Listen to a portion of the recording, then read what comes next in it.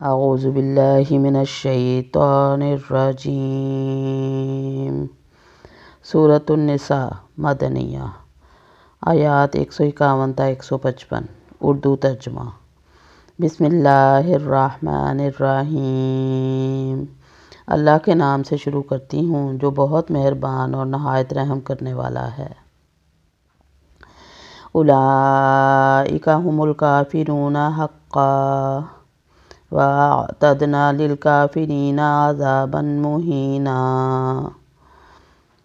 یقین جانو کہ یہ سب لوگ اصلی کافر ہیں، اور کافروں کے لیے ہم نے اہانت آمیز سزا تیار کر رکھی ہے۔ وَالَّذِينَ آمَنُوا بِاللَّهِ وَرُسُلِهِ وَلَمْ يُفَرِّقُوا بَيْنَ أَحَدٍ مِّنْهُمْ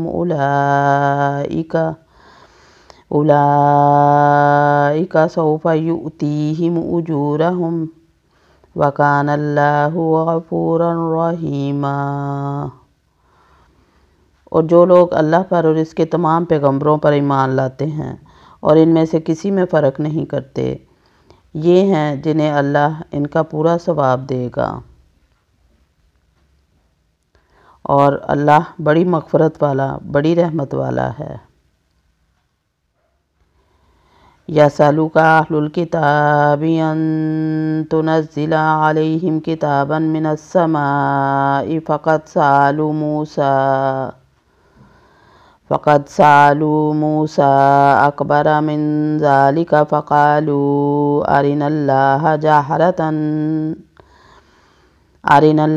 جهرة فأخذتهم الصاعقة بظلمهم ثم اتخذوا العجل من بعد ما جاءتهم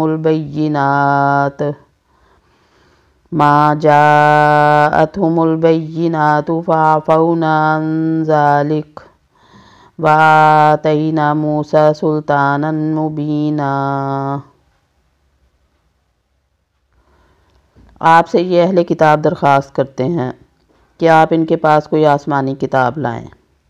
حضرت موسیٰ علیہ السلام سے تو انہوں نے اس سے بہت بڑی درخواست کی تھی کہ ہمیں کھلم کھلا اللہ تعالیٰ کو دکھا دے، پس ان کے اس ظلم کے باعث ان پر کڑاکے کی بجلی آ پڑی۔ پھر باوجود یہ کہ ان کے پاس بہت دلیلیں پہنچ چکی تھیں، انہوں نے بچڑے کو اپنا معبود بنا لیا، لیکن ہم نے یہ بھی معاف فرما دیا، اور ہم نے موسیٰ علیہ السلام کو کھلا غلبہ اور صریح دلیل کے عنایت فرمائی۔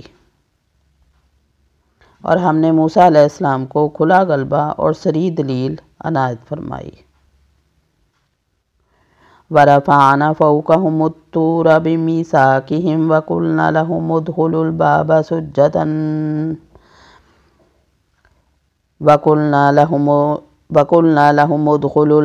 سُجَّدًا وَقُلْنَا لَهُمْ لَا تَعْدُوا فِي السَّبْتِ وَأَخَذْنَا مِنْهُمْ مِيثَاقًا غَلِيظًا۔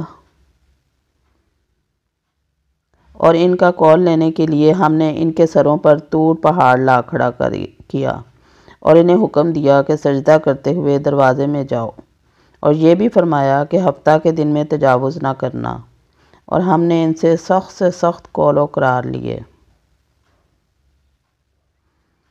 فَبِمَا نَقْضِهِم مِّيثَاقَهُمْ وَكُفْرِهِم بِآيَاتِ اللَّهِ وَقَتْلِهِمُ الْأَنبِيَاءَ